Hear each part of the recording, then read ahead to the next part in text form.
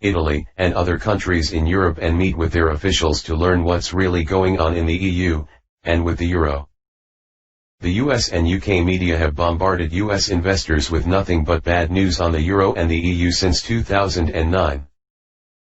This began shortly after the global financial crisis of 2007-2008. One of the aftershocks was the bankruptcy of the quasi-sovereign wealth fund Dubai World the day after Thanksgiving in November 2009. Even as Americans were recovering from the turkey dinners, the financial world was turned upside down by this black swan from the Middle East. The contagion quickly spread from Dubai to Europe. A liquidity crisis arose. The sovereign bonds of the EU periphery of Greece, Italy, Ireland, Portugal, and Spain, GIPS, were called into question. A major bailout of the GIPS countries was quickly organized. This bailout involved money printing by the European Central Bank, ECB, conditional lending by the International Monetary Fund, IMF, and new lending and guarantees by the European Union, EU, based in Brussels and led by Germany.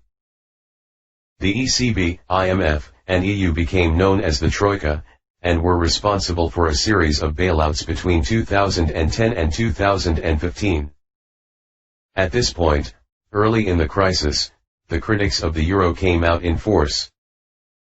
Led by Nobel Prize winners Paul Krugman and Joseph Stiglitz, and with support from many others including Nouriel Roubani, they screamed that the euro was doomed.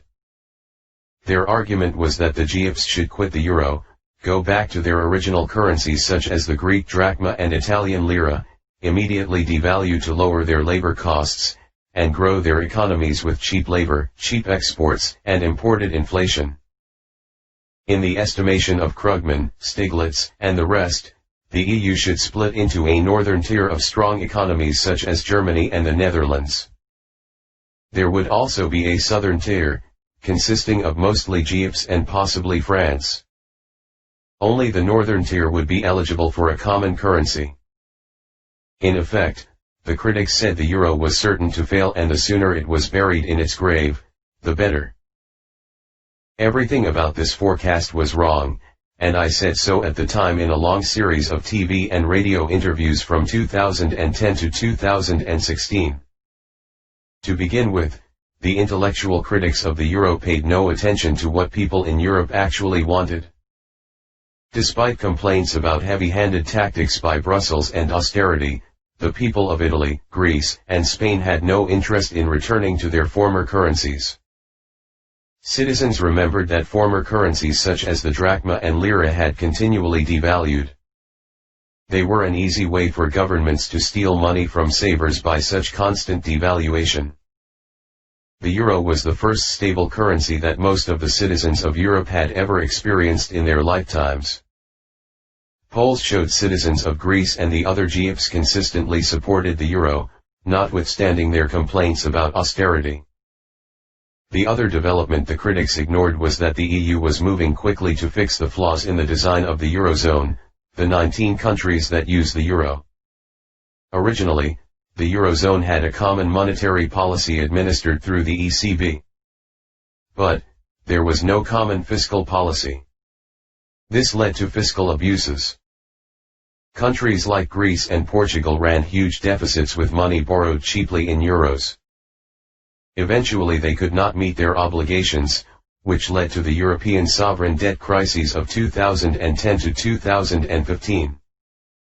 For intellectuals such as Paul Krugman and Joe Stiglitz, the solution was to break up the euro. But for political leaders in Europe, the solution was always to move toward a common fiscal policy to go alongside the common monetary policy. This is what leaders such as Angela Merkel meant when they proposed more Europe. The EU has always been a political project more than an economic project.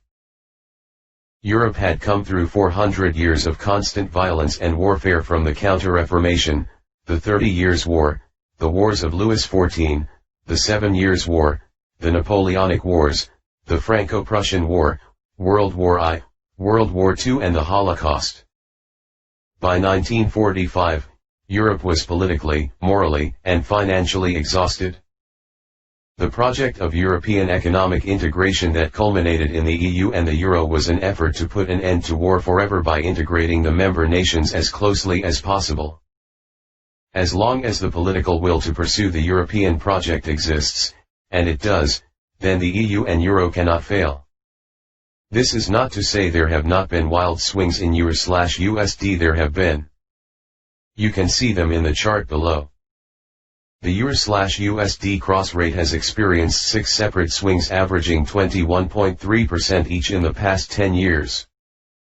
What's important to understand about these swings is that they are mostly manipulations of the exchange rate by the two responsible central banks, the Fed and the ECB.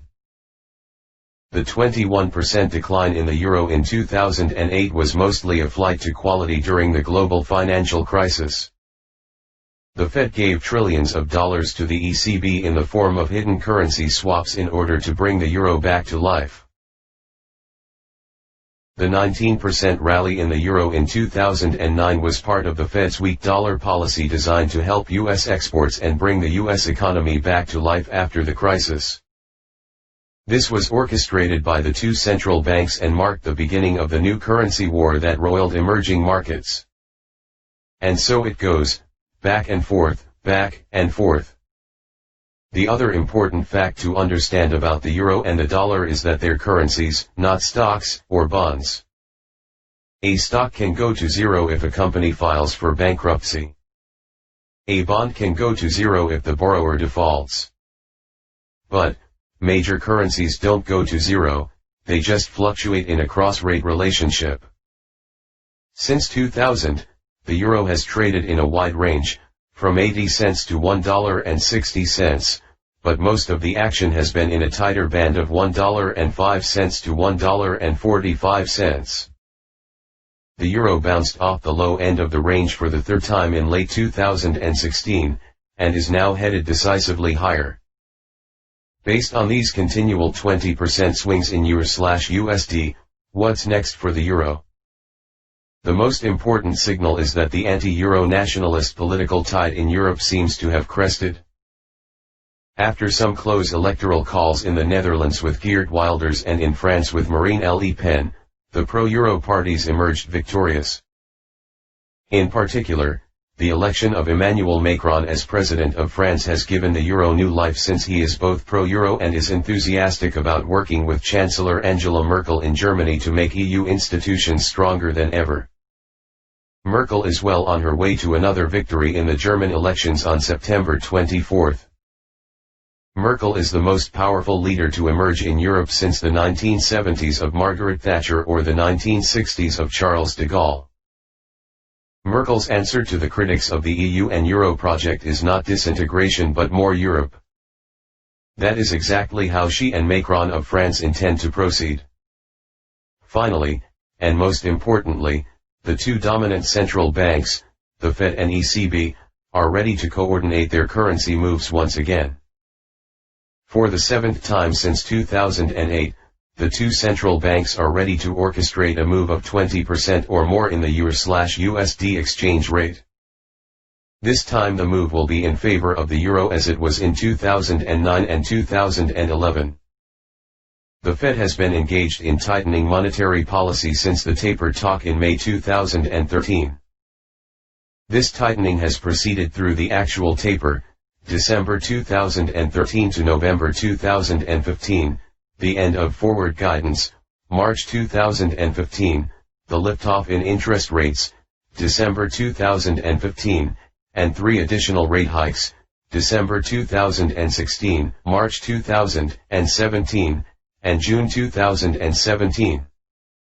The problem for the Fed is that they have tightened into economic weakness and have come close to throwing the U.S. economy into a recession. The Fed will now pause in their interest rate hikes and return to forward guidance with respect to future rate hikes and balance sheet normalization.